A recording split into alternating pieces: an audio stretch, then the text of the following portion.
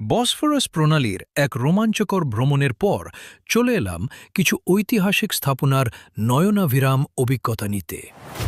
এগিয়ে যাচ্ছি সুলতান আহমেদ মসজিদ বা ব্লু মস্কের উদ্দেশ্যে। ইস্তাম্বুলের হৃদয়ে দাঁড়িয়ে আছে এই অসাধারণ স্থাপনা ব্লু মস্ক। ইতিহাস, সৌন্দর্য আর আধ্যাত্মিকতার এক অপূর্ব মিশেল এটি পরিচিত সুলতান আহমেদ মসজিদ নামেও। নির্মাণের কাজ শুরু হয় ১৬০৯ সালে এবং সম্পন্ন হয় ১৬১৬ সালে। এই বিশাল প্রকল্পের পেছনে ছিলেন অটোমান সুলতান আহমেদ প্রথম, যিনি মাত্র ১৯ বছর বয়সে এই মসজিদ নির্মাণের উদ্যোগ নেন। ভেতরে ঢুকতেই বিশাল লাইনের পেছনে দাঁড়িয়ে পড়লাম। এই মসজিদ তৈরির আগে অটোমান সাম্রাজ্য পিস অব জিতওয়াটরকের মাধ্যমে অস্ট্রিয়ার সাথে একটি চুক্তি করে, যার ফলে সাম্রাজ্যের ক্ষমতা কিছুটা চ্যালেঞ্জের মুখে পড়ে। এরপরই সুলতান আহমেদ এই মসজিদ নির্মাণের মাধ্যমে তার সাম্রাজ্যের মর্যাদা পুনরুদ্ধার করতে চেয়েছিলেন। ব্লু মসজিদ, যা অটোমান স্থাপত্যের এক উজ্জ্বল উদাহরণ। ভেতরে ঢুকলেই চোখে পড়বে অসাধারণ নীল টাইলস, ২০,০০০-এরও বেশি হাতে তৈরি ইজনিক টাইলস দিয়ে সাজানো, যেগুলো ১৭শ শতাব্দীর বিখ্যাত সিরামিক শিল্পের নিদর্শন।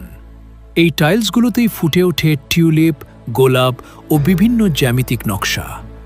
উঁচু গম্বুজ, যা প্রায় ৪৩ মিটার উচ্চতায় অবস্থিত, এবং ২০০-টিরও বেশি জানালা দিয়ে প্রবেশ করা প্রাকৃতিক আলো পুরো পরিবেশটাকে করে তোলে শান্ত ও স্বর্গীয়। এই মসজিদের স্থপতি শেদেফকার মেহমেদ আগা, যিনি ছিলেন মহান স্থপতি মিমার সিনানের ছাত্র। তার ডিজাইনে অটোমান ও বাইজেন্টাইন স্থাপত্যের এক নিখুঁত সংমিশ্রণ দেখা যায়।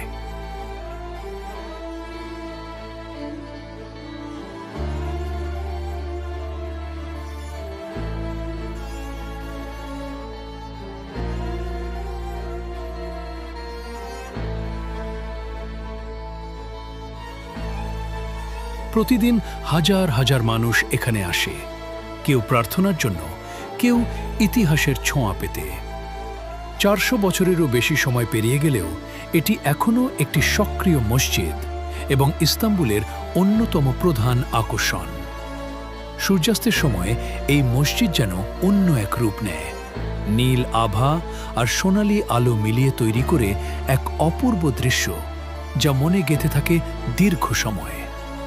ব্লু মস্ক শুধু একটি স্থাপনা নয়, এটি ১৭শ শতাব্দীর অটোমান ইতিহাস, শিল্প ও ধর্মীয় ঐতিহ্যের এক জীবন্ত সাক্ষী। এই মসজিদটি অবস্থিত ঐতিহাসিক শহর ইস্তানবুলের কেন্দ্রস্থলে, ঠিক বিখ্যাত হায়া সোফিয়ার বিপরীতে। একসময় হায়া সোফিয়া ছিল বাইজেন্টাইন সাম্রাজ্যের গির্জা, পরে তা মসজিদে রূপান্তরিত হয়। আর ঠিক তার সামনেই দাঁড়িয়ে তৈরি হয় ব্লু মসজিদ, যা অটোমান স্থাপত্যের এক উজ্জ্বল উদাহরণ। ইনশাআল্লাহ আমাদের পরবর্তী গন্তব্য হায়া সোফিয়া।